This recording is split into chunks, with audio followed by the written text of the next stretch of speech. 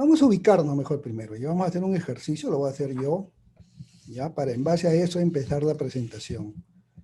Es como cuando vamos a ir al estadio, primeramente empezamos a hablar de fútbol para ir calentando el ambiente y después llevamos al estadio y lo disfrutamos, ¿no? Entonces, igualito acabamos de entrar a hablar del tema, pero todavía no hemos calentado. O sea, ¿de qué vamos a hablar? Entonces, vamos a hacer un pequeño ejercicio. Si tienen un papel, cojan el papel y su lápiz, y si no tienen, van a imaginarse que tienen el papel y van a usar el lápiz, ¿ok? Yo tengo un papel, acá, papel en blanco. Yo voy a dibujar una línea en el papel.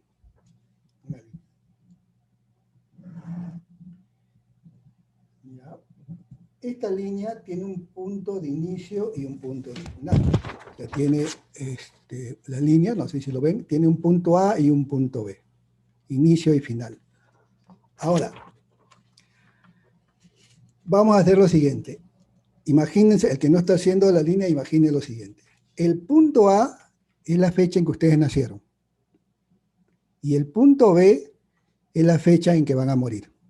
Que ustedes suponen que van a morir a los 100 años, 120, 200 años, 85 años, 90. Ustedes supongan en que ese punto B es la edad en la que ustedes van a morir.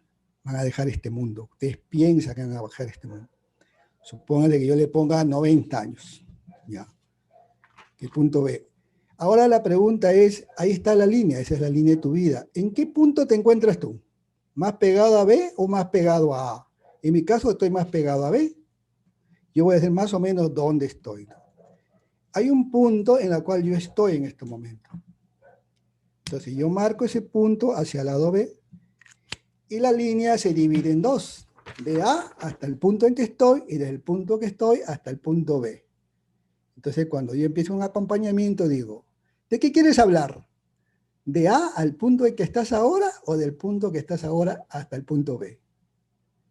Hablar de esos temas ya es hablar de cosas existenciales, cosas de la vida. ¿Está bien? Hagan siempre ese ejercicio, o sea, ¿en qué punto se encuentran? Ahora, ¿cómo viviste tu vida del punto A hasta el punto que estás ahora? ¿Fue una vida satisfactoria?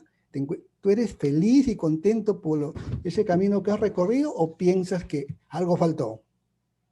Algo estuvo mal. Pero tienes otro tramo todavía por recorrer. ¿Cómo lo vas a vivir ahora? ¿Cómo lo vas a vivir? ¿Lo has pensado o nunca lo has pensado? Entonces, ya le dimos marco al tema de que vamos a tratar. O sea, más ustedes intuyen de qué vamos a hablar ya ahora, ¿no? Entonces, ahora sí nos vamos a meter al tema de lleno. Y ahora sí me voy a la presentación. Porque lo que vamos a hablar son de conceptos. ¿Ya? Este no es un taller, simplemente vamos a hablar de conceptos para aclarar ciertas cosas. Y lo voy a hacer sencillo y rápido, no me voy a complicar mucho con las explicaciones, ¿ok? Simplemente toman notas y algo queda en el aire para que me lo pregunten al final. Bien, entonces ya le dimos marco al tema del cual vamos a tratar hoy en día. Yo le he puesto por título Descubriendo el significado del sentido de la vida. Si tú descubres el significado de la vida o de tu vida, nunca vas a perder la pasión y el entusiasmo de vivir, ¿ya? Nunca. Si es que lo descubres. Porque hay que descubrirlo, ¿no? Y el significado y el sentido de la vida es diferente para cada uno de nosotros. No es que yo me voy a copiar lo que tú haces y tú te vas a copiar lo que yo hago. O sea, no es así tampoco. Entonces, vamos a continuar. ¿Qué es lo que vamos a ver hoy día? ¿Cuál es el tema del debate de hoy día? Primero vamos a dar una ligera introducción histórica del tema que estamos hablando. Luego vamos a dar una mirada rápida a las tres escuelas de la psicología, porque es importante saber algo de psicología. Vamos a hablar de Víctor Frank y la logoterapia, que es una de las escuelas de la psicología. Y luego nos vamos a enfocar en la visión del hombre, o sea, ¿qué es el hombre? Acá hago una tigencia. Cuando yo digo hombre, me refiero al ser humano independientemente de su sexo, ¿ok? El hombre es el ser humano, ¿no? Independientemente de su sexo. Estoy hablando tanto del hombre como de la mujer, pues el hombre, como humano, ¿no? Entonces, luego vamos a ver el nivel espiritual, que es un nivel que muchos olvidan de tener en cuenta. Y al final vamos a ver los tres principios filosóficos que gobiernan nuestra vida, que son cosas sencillas, para terminar hablando, aterrizando en algo que todos conocemos, que son los valores, ¿ya? Ese es el paso que vamos a seguir. Entonces, miren, para empezar, los que no me conocen, mi nombre es Freddy Ortiz, yo me considero un consejero actualmente. Mi experiencia laboral, yo soy ingeniero de profesión, trabajé en una empresa por muchos años, obtuve varias maestrías, entre ellas un MBA en administración, y terminé estudiando, especializándome en la logoterapia, que vamos a ver qué significa. Esa fue mi experiencia laboral y mi experiencia académica. De ahí para adelante, y en los últimos años me dediqué mucho a la consejería logoterapeuta, o sea, cómo aplico la logoterapia en mi vida y cómo la aplico en los negocios que hago, ¿no? Por lo tanto, también me convertí en un emprendedor en línea, lo que se conoce un emprendedor en Internet hoy en día, ¿no? Yo estoy en eso ya hace bastantes años. Entonces el tema de la pandemia a mí me agarró ya dentro de Internet, donde estaba muchos años trabajando. Entonces, ese soy yo en resumen, ¿no? En resumen, no vamos a hablar toda mi vida. ¿Cuál es mi misión? Una de mis misiones, porque nosotros vamos a tener muchas misiones en la vida, es difundir la logoterapia como herramienta. En esa foto que ustedes ven, estoy yo, por acá creo, acá estoy yo, ¿no? Al fondo está mi profesor de logoterapia, Sandra Barbero, y todos los chicos que están por ahí, que algunos son chicos y no tan chicos, ¿no? Son psicoterapeutas de varios países de Latinoamérica, que antes de la pandemia nos reunimos en Viena y fuimos a visitar la casa de Víctor Frank. Ahí estamos en la oficina de Víctor Frank. Bueno, Víctor Frank ya falleció, ¿no? Pero hoy ya su casa se ha convertido en un museo y es como los amantes del rock que van a ver a sus artistas favoritos, los amantes de la logoterapia también recorren el camino que recorrieron sus héroes, ¿no? Dentro de ellos Víctor Frank. Entonces pasa a Viena y recorre pues, la historia de la logoterapia, dónde vivieron, qué hicieron, dónde estudiaron, dónde trabajaron, dónde murieron, ¿no? Entonces, muy interesante eso. Entonces, estamos difundiendo esto y no es algo nuevo, como van a ver ustedes. Y la historia.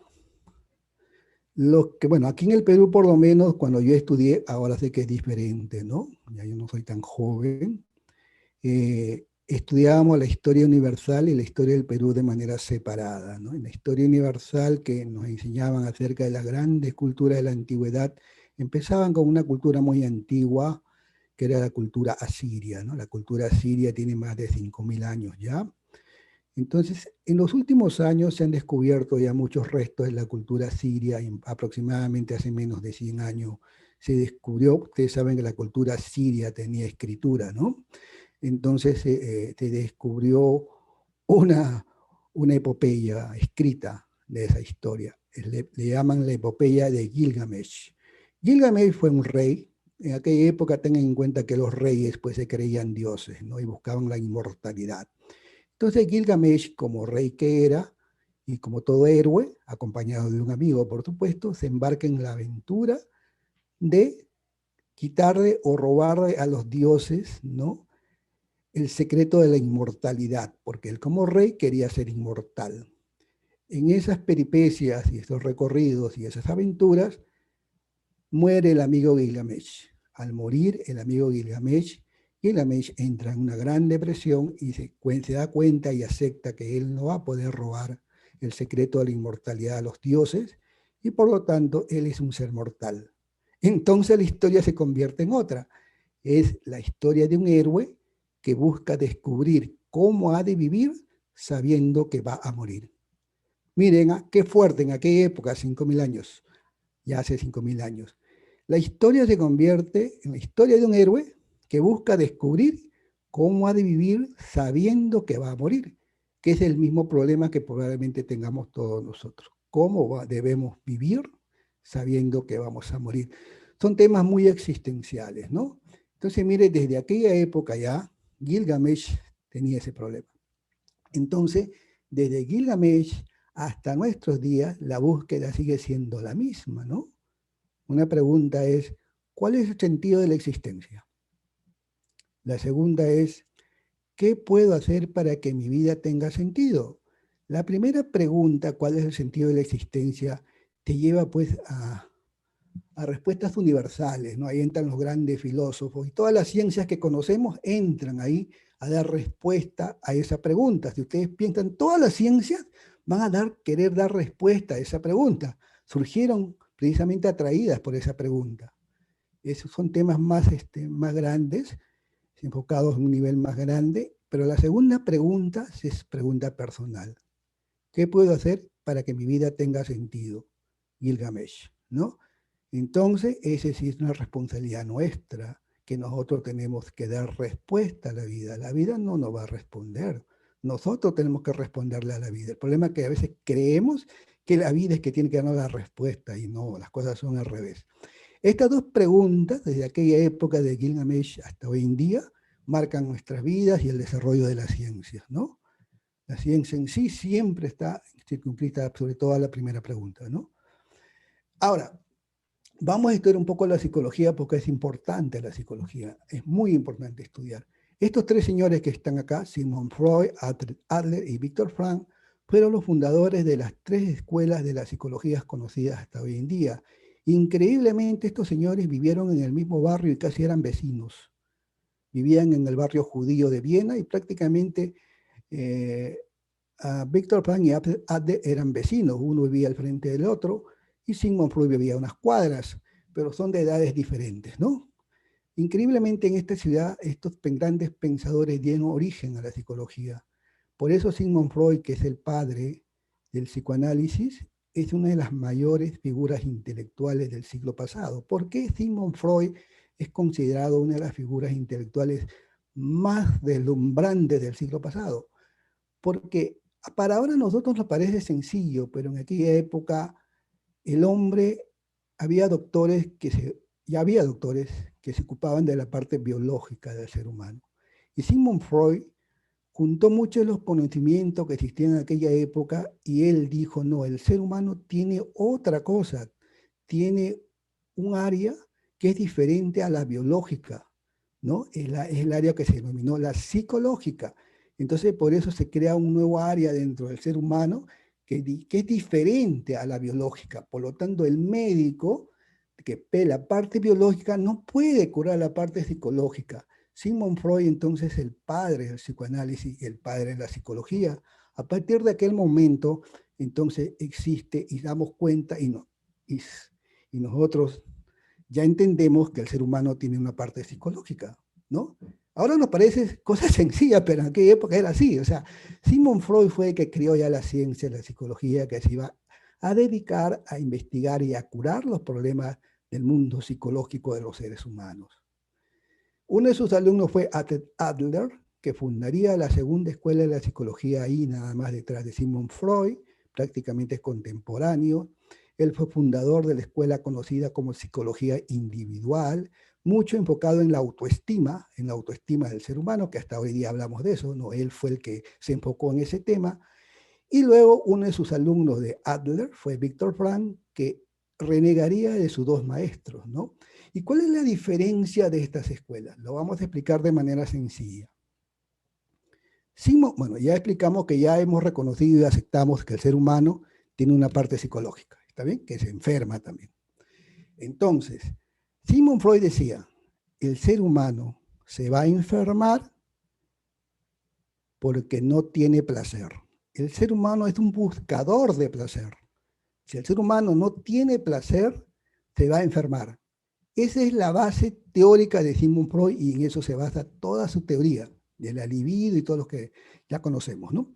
Entonces Sigmund Freud dice que el hombre es un buscador del placer.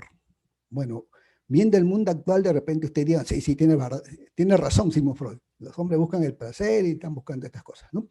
Entonces Sigmund Freud decía, si el hombre no adquiere placer, se va a enfermar. Ese era su problema del hombre. Adler reniega de su maestro y dice, no, el tío Sigmund Freud se ha equivocado. El hombre es un buscador de poder. Lo que el hombre quiere es tener poder. Y si el hombre no tiene poder, se va a enfermar. ¿Está bien? Entonces, Adler también tiene razón. El hombre es un buscador de poder, sí o no.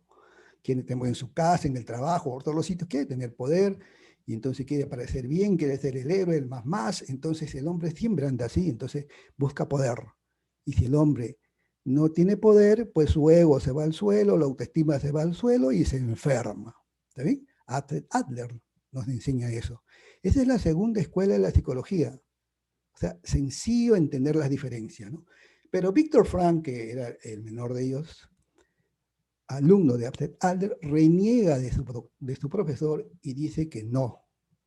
El hombre no puede ser placer y poder, porque si el hombre es placer y poder, sería un autómata que responde solamente a sentidos y emociones. Es un ente que está respondiendo, reaccionando, ¿no? Entonces, no, el hombre no es un buscador de placer y poder. El hombre es un buscador de sentido. El hombre quiere darle sentido a su vida. Si el hombre no le encuentra sentido a su vida, va a enfermar. El hombre, vienen las neurosis. Entonces, Víctor Frank también tiene razón. Por lo tanto, las tres escuelas no son antagónicas, se complementan, ¿no? Claro, hoy día la psicología, los que estudian psicología se enfocan en una de las escuelas, no en todas, pero de todas maneras conocen a las otras como complemento. Si lo vemos bien, se complementan, ¿no? Entonces, de manera sencilla le he explicado la psicología. Y ustedes son expertos en psicología en estos momentos, ¿no? Ya saben cuáles son las diferencias de las tres escuelas y las bases con las cuales trabajan, ¿no? Eso es lo que tenemos que conocer, todo, ¿no? De la psicología. Los tres grandes hombres, y son las tres escuelas que se desarrollaron en Viena, por lo tanto se conoce la primera escuela vienesa, la segunda escuela vienesa y la tercera escuela vienesa. Uno mirando desde lejos, bueno, piensa, increíblemente son vecinos, eran vecinos, ¿no? Entonces, acá nos vamos a enfocar en la tercera escuela, ¿ya? La tercera escuela que Víctor Frank le denominó la logoterapia. Vamos a explicar por qué. La logoterapia no es un nombre tan marquetero como, por ejemplo, la psicología individual de Adler, pero bueno, pocos, cuando hablamos de logoterapia, a veces la gente piensa que es un juego, ¿no? Es un juego que vamos a aprender. Entonces, Víctor Frank fue el fundador de la logoterapia. Víctor Frank fue un médico, cirujano, psiquiatra, que desarrolló su teoría entre la Primera y la Segunda Guerra Mundial, ¿ya? En esos años él desarrolló su teoría. Él decía que el hombre estaba enfocado en el sentido, el hombre era un buscador del sentido, era su teoría, era un académico que hablaba de esas cosas, ¿no? Pero Víctor Frank, como era judío y en aquella época los alemanes tomaron el poder y él vivía en Austria, Austria fue tomada y la SS, la Gestapo, los alemanes, como era judío, lo enviaron a los campos de concentración.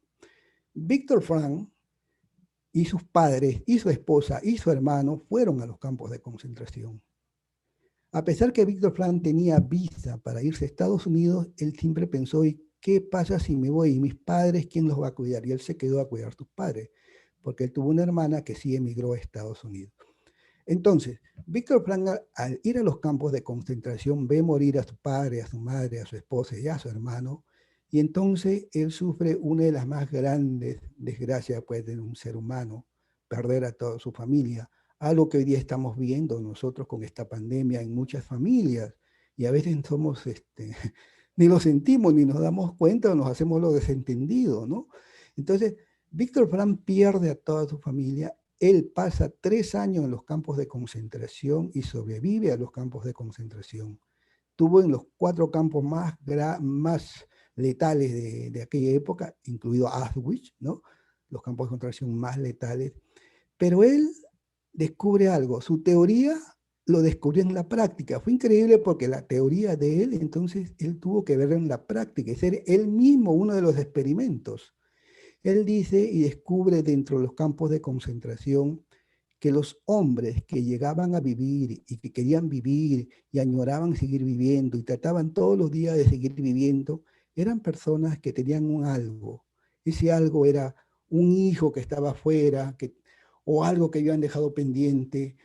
Había algo que ellos añoraban y pensaban que aún no habían realizado. Entonces ese algo, ese sentido, ¿no?, que les hacía sacar fuerza de lo más hondo para seguir luchando por la vida, él también lo sintió en sí mismo, ¿no? Porque la gran mayoría de los prisioneros que perdían las esperanzas y decían que la vida ya no valía nada, ¿qué es lo que hacían? Se tiraban contra las rejas o las alambradas que existían en los campos de concentración. Recuerden que las alambradas de los campos de concentración estaban electrizadas. Entonces, los prisioneros se tiraban contra las alambradas y se suicidaban. Es el suicidio, ¿no? La vida ya no vale nada. Entonces, pero aquellos que tenían un por qué vivir, una razón a un pendiente que sabían que todavía les faltaba algo por hacer y no habían hecho, esos eran los que sobrevivían. Esos eran los seres humanos que sobrevivieron en los campos de concentración. Y eso era lo que el sentido que decía Víctor Frank, ¿no? Ante cualquier situación, si hay un porqué, hay un cómo, ¿no? Entonces la logoterapia viene de la palabra logos. La palabra logos hace referencia al sentido, al significado, algo que el ser humano busca en todo momento en su destino. El logos para Víctor Frank tiene que ver con esa parte noética, espiritual, que se distingue, que es diferente a lo psíquico, a ese campo psicológico, ¿no? Es diferente. Hay una fuerza que no está en el campo psicológico que el ser humano tiene, entonces no se puede incluir en el campo psicológico. Hay algo más en el ser humano que nos hace diferente a esa parte que es el logos, que le llamó Víctor Frank, y a él le dijo que es la parte espiritual del ser humano, la parte noética del ser humano, que es diferente al campo psicológico, que tiene que ser tratado de otra manera.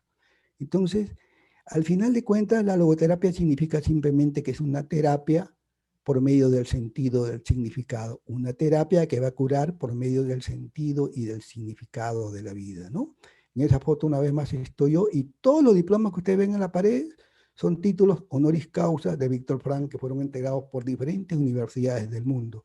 Y la persona que está aquí al centro es la esposa, la segunda esposa que tuvo Víctor Frank. Acuérdense que la primera murió en los campos de concentración, que aún vive, ¿no? Hasta hoy en día. Y ahí estoy igual en la casa de Víctor Frank, ¿no? Bien, entonces ya más o menos nos damos cuenta qué significa la logoterapia y de más o menos de qué trata, y que la logoterapia trata de un campo muy diferente al campo psicológico que nos habla Sigmund Freud, ¿no? Entonces el hombre ya le dije, cuando digo hombre es el humano, ¿no? Independientemente del sexo, ¿no? Entonces, Víctor Frank fue muy respetuoso del ser humano. Víctor Frank no creó las teorías, simplemente Víctor Frank bebió de los conocimientos que ya grandes hombres habían discutido y hablado, sobre todo los psicólogos, sobre todo los filósofos, ¿no? Los grandes filósofos que ustedes pueden haber escuchado o leído algunos de repente, como Kierkegaard, Nietzsche, Haller, Jasper, Boubet, Heidegger, Husserl, Scheller, después Camus, Sartre, son grandes filósofos que han hablado mucho sobre el sistema existencial y Víctor Frank bebió todo ese conocimiento y lo sintetizó y lo llevó a la práctica, como se dice, ¿no? A través de la logoterapia, ¿no? Entonces, para Víctor Frank, la logoterapia, el hombre es un ser único, ¿ya? Un ser único, unidimensional, pero es increíble, pero él lo estudia en el sentido que si el ser si en verdad es un ser único, sí internamente es un ser tridimensional, tiene 3 dimensiones que nosotros tenemos que tratar, ¿no? Es aquí donde viene la gran diferencia con las otras ciencias que hoy día nos gobiernan, ¿no? Porque para la logoterapia el hombre es un ser tridimensional. Y ahora vamos a ver cuáles son las 3 dimensiones. El hombre tiene una parte que se encuentra al nivel biológico, o sea, el cuerpo, ¿no? Para eso existen teorías, curas, etcétera, también enfermedades, ¿no? Tiene el cambio al nivel psicológico, o sea, la psique, ¿no? La psicología. Ahí en la psicología está lo sociológico, lo social. Pero tiene un campo más, porque también los animales de la naturaleza tienen ambos campos, biológico y psicológico, y entonces al hombre, ¿qué lo distingue? Lo distingue otra fuerza superior, que es el nivel espiritual, el nivel noético, ¿no? Que él llama, que tiene otras características que vamos a ver ahorita. Entonces el hombre, dice, es un ser tridimensional. Lamentablemente las corrientes que existen hasta hoy día en el mercado, llámese pues la medicina o cualquier otra corriente holística que exista por ahí, no trata al hombre como un ser en 3 dimensiones. El médico solamente se enfoca en lo biológico y se olvida de lo psicológico, o viceversa. Y pasa aún, desconocen el nivel espiritual. cuando de repente yo me enfermo porque tengo problemas en el nivel psicológico o en el nivel espiritual, y por eso yo somatizo y tengo enfermedades. Pero yo solamente, como soy médico, me enfoco en la somatización y doy remedios para atenuar los efectos, pero en verdad no estoy curando, porque de repente la cura tiene que darse en el campo espiritual o en el campo psicológico. Hoy en día se ha avanzado mucho en esto, porque ya en un hospital encuentras un psicólogo que también ayuda a los doctores, pero aún no encontramos el nivel espiritual. O sea, es un tema que probablemente tengamos, en esto tenemos que avanzar todavía mucho. O sea, lamentablemente siempre las ciencias se enfocan en algo del hombre, pero no en todo, se olvidan de los demás. Por eso es que nunca son efectivos al 100% para todos los humanos. Si vamos con dolor de cabeza al médico, de repente a 2 nos hace efecto la misma medicina que nos dan a los 3 y a 1 no, porque de repente el origen de ese dolor de cabeza no está en el campo biológico, puede estar en el campo psicológico, puede estar en el campo espiritual.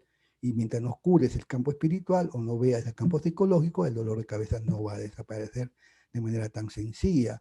Entonces tenemos que ver el hombre en sus 3 dimensiones para entenderlo, ¿no? Esa es la logoterapia. Nosotros vemos al hombre en sus 3 dimensiones siempre. Ahora, dicen, el hombre tiene 3 dimensiones, pero es como el azúcar, la leche y el café. Una vez que lo mezclas, es un café con leche que ya no lo puedes, ¿no?, apartar, donde el café hace efectos sobre los otros 2 componentes y viceversa. O sea, ya somos un café con leche que ya no pueden ser separados. Los 3 elementos se mezclan y uno influye en el otro. El nivel espiritual influye en los otros 2 campos y los otros 2 campos también en el nivel espiritual. Entonces, ese es el hombre para la logoterapia, un ser tridimensional y a su vez único, porque ya se mezcló y ya entre ellos se van a interferir, ¿no? Ahora, veamos de qué se trata ese nivel espiritual, ¿no? El nivel espiritual a veces cuando decimos, es el Espíritu Santo, qué sé yo. No, vamos a ver qué cosa es. Así como el campo psicológico, tenemos nuestro campo espiritual que tiene ciertas características en el ser humano. Y realmente es lo que nos hace humano.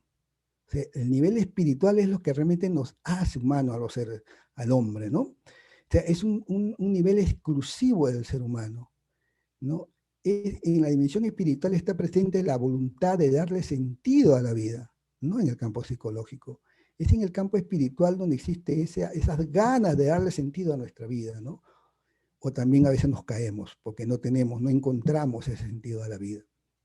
Entonces, el término espiritual no identifica lo religioso, ya que una persona no religiosa también tiene su dimensión no ético espiritual. O sea, esto es diferente, mucho más allá que eso, ¿no?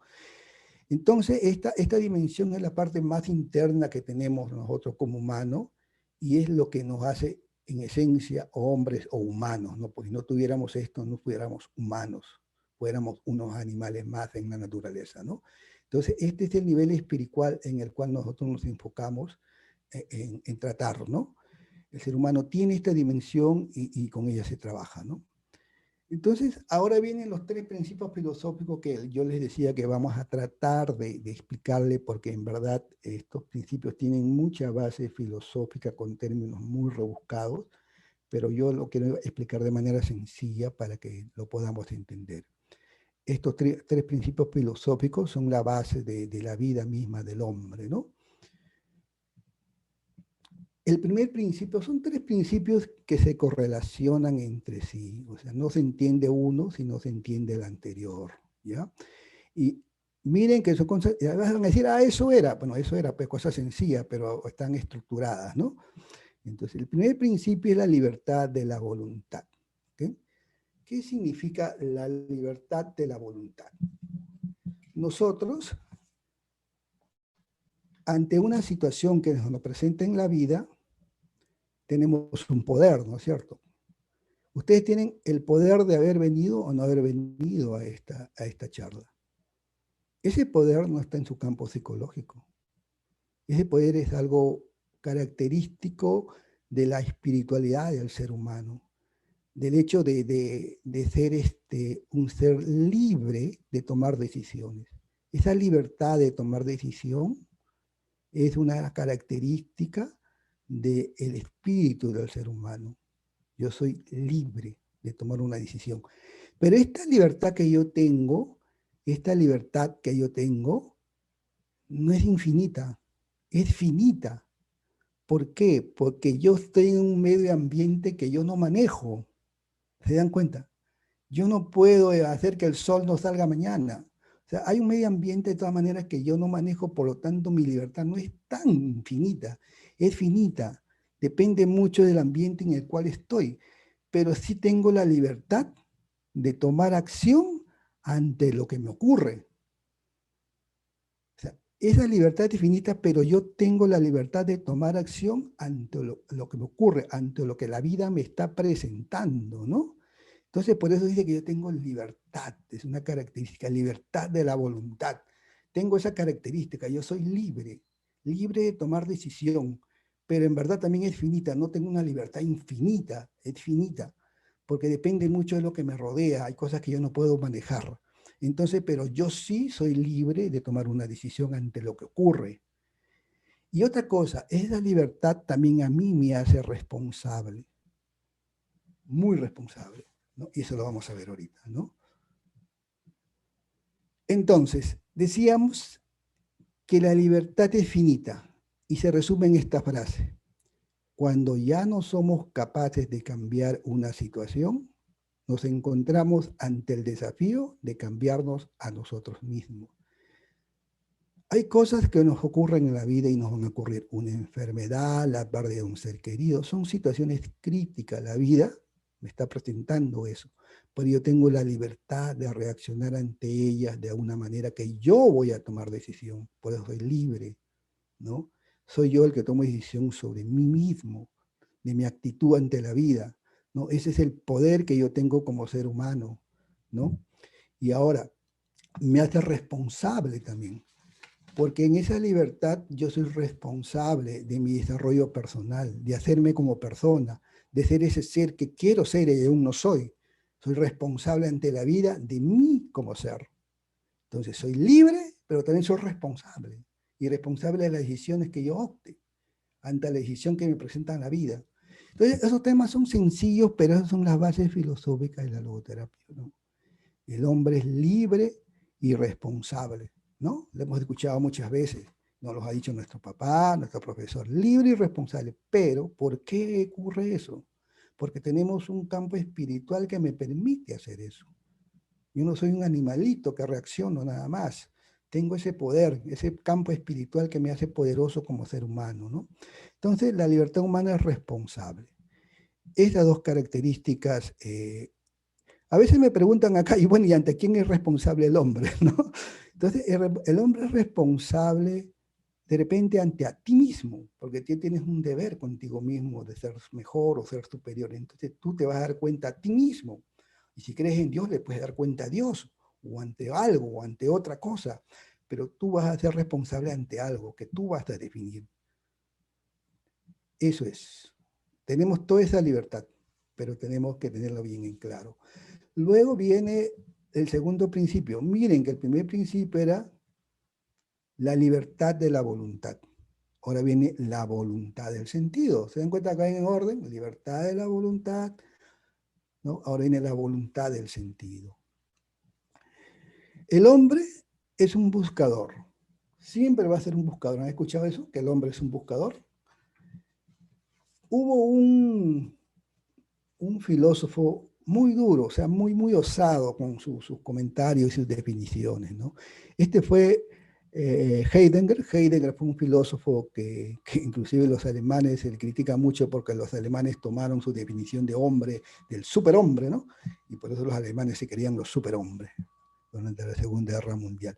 Heidegger pues, tiene el concepto del superhombre que fue tomado por los alemanes y de alguna mala manera lo usaron, ¿no? Pero Heidegger decía lo siguiente, el hombre es arrojado al mundo. O sea, tú fuiste arrojado al mundo, porque tú no pediste nacer, o tú levantaste la mano que querías nacer. O sea, el hombre es arrojado al mundo. Dice que el hombre es un buscador del sentido, porque el hombre es arrojado a la existencia y responde a esta circunstancia tratando de descubrir el sentido de la misma. O sea, ¿para qué diablos me tiraron acá? ¿No? ¿Para qué diablos me enviaron acá? O sea, porque tengo que responder esa pregunta, porque fui arrojado a la vida, ¿no? Heine decía, el hombre fue arrojado a la vida, ¿no? Bien fuerte, ¿no? Entonces, al ser arrojado a la vida, ese hombre desconcertado tiene que descubrir por qué fue arrojado a ese mundo y se convierte en un buscador. ¿Buscador de qué? ¿Del placer? ¿Buscador del poder? No, el hombre es un buscador que él quiere encontrar sentido. ¿Por qué diablos me enviaron acá? ¿No? Entonces, por eso es que dice que el hombre es un buscador, tiene esa voluntad de buscar el sentido, ¿no?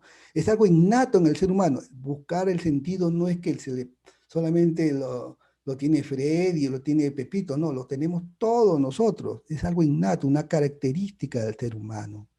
El problema es que si tú no tienes esa voluntad, lo escondes o lo tapas, vas a llegar a los problemas de las crisis existenciales que se llaman, ¿no? Cuando hay crisis existencial, se forma un hueco en la vida y ese hueco tratamos de llenarlo. Muchos con malos hábitos, ¿no? Con drogas, que si tratamos de tapar ese hueco, de ese vacío existencial que se presenta cuando nosotros no tenemos en cuenta estas cosas, ¿no?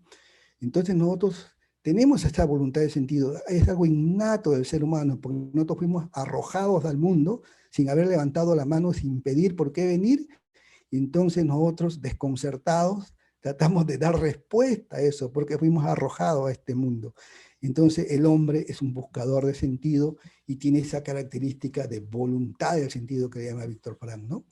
Entonces el hombre es un buscador del sentido por naturaleza, y es su condición natural del hombre. O sea, así como come, tiene esta condición de buscarle sentido a por qué está en este mundo, ¿no? Esa es la visión, misión y característica que tiene el ser humano. Y eso lo muestra en su estado de insatisfacción que a veces tenemos. Tenemos insatisfacción de la vida, ¿no? Porque hemos sido arrojados a la existencia. Venimos con las manos vacías, con todo por descubrir y mucho por encontrar, ¿no? Entonces, por eso es que tenemos la voluntad del sentido, que es una característica propia del ser humano, ¿no? Entonces somos buscadores.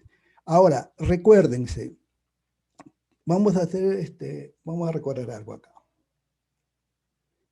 Sigmund Freud nos decía que el hombre está enfocado en buscar placer, ¿no?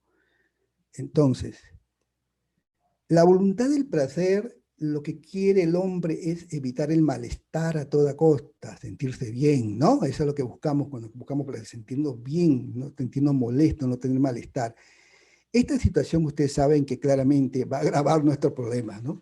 Eso agrava en no querer hacer nada, estar ahí paralizado y ni querer hacer nada, al final nos va a dar más problemas, ¿no? Placer. Entonces el placer tiene sus problemas, buscar el placer tiene sus problemas. Por otro lado, Adler nos decía, no, tiene que buscar poder. Y bueno, buscar poder significa tener control sobre los demás, tener prestigio, dinero a toda costa. Y ya saben ustedes que nos enfocamos en eso. Hay cosas valiosas que no vamos a perder en nuestras vidas, ¿no? Entonces la voluntad del poder también nos lleva a problemas, de todas maneras, ¿no? Entonces, por eso es que la voluntad del sentido va a establecer un compromiso. ¿Con quién? Con nosotros mismos. Vamos a darle un marco a nuestra vida como referencia en el cual nosotros nos vamos a tratar de desarrollar, ¿no?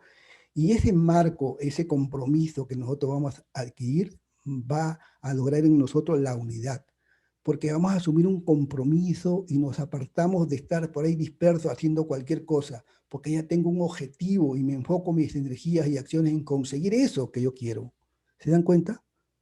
Y también me da dirección, porque el compromiso que yo voy a adquirir con hacer algo o con alguien me va a dar una fuerza, me va a dar motivación, me va a empujar, me va a inspirar para seguir adelante, y eso es contrario a la apatía, ¿no? Los apáticos, la voluntad de sentido la tienen escondida, hay que sacárselos, ¿no?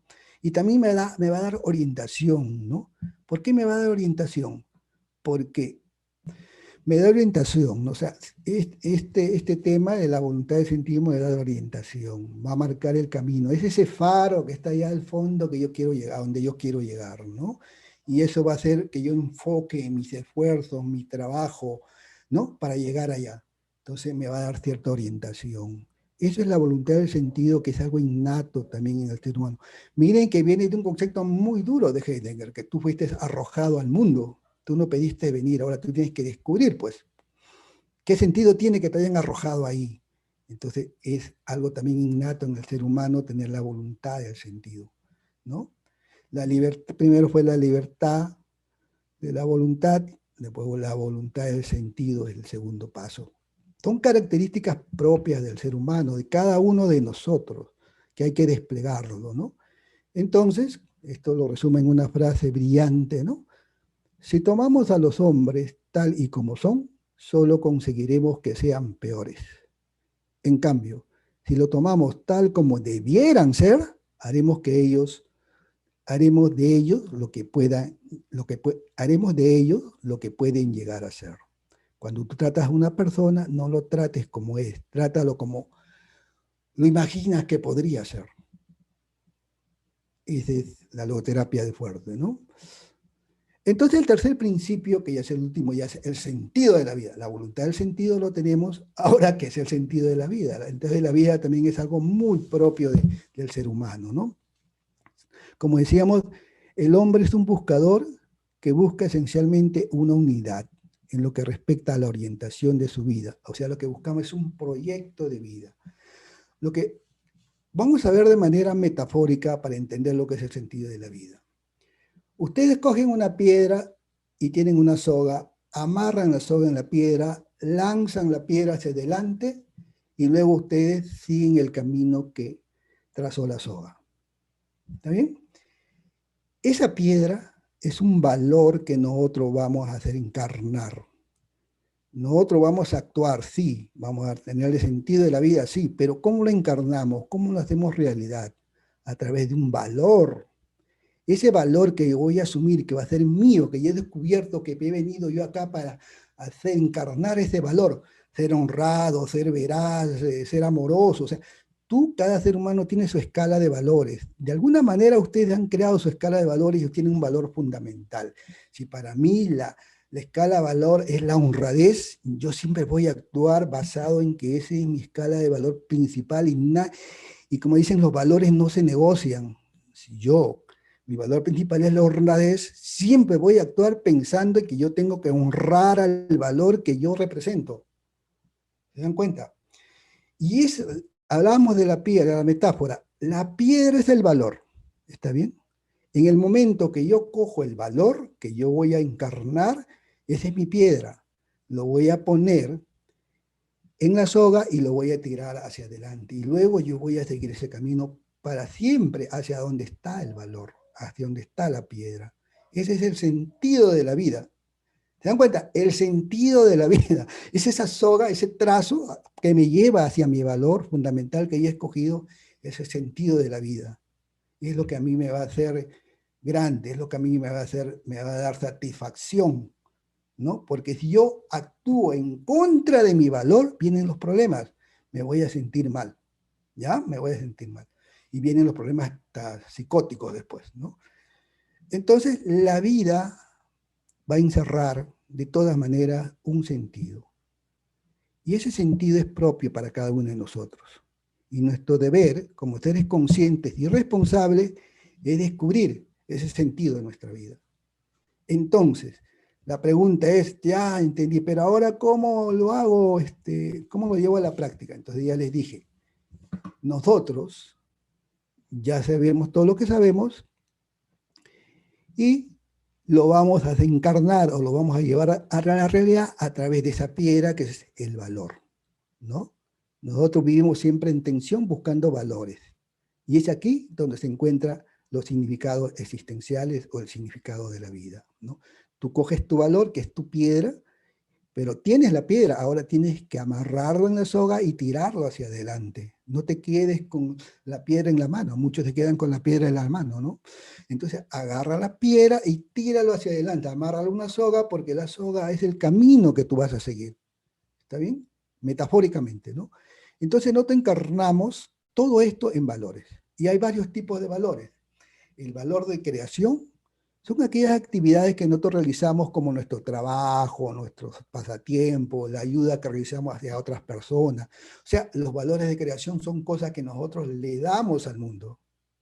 A través de cosas que nosotros le damos al mundo, encarnamos valores, y esos valores tú los escoges. ¿Está bien? No te lo imponen. Tú lo descubres. También existen los valores de experiencia, ¿no? Que tienen que ver mucho con la belleza, el amor, el arte, la verdad, la experiencia religiosa, etc. Estos valores del ser humano son valores que la vida le entrega al ser humano, ¿ya? El anterior yo le daba al mundo, ahora con los valores de experiencia el mundo me da a mí, ¿no? Ver un atardecer, ver un arte, que todas esas cosas son valores de experiencia que el mundo me entrega a mí. Yo le doy al mundo y el mundo me entrega a mí.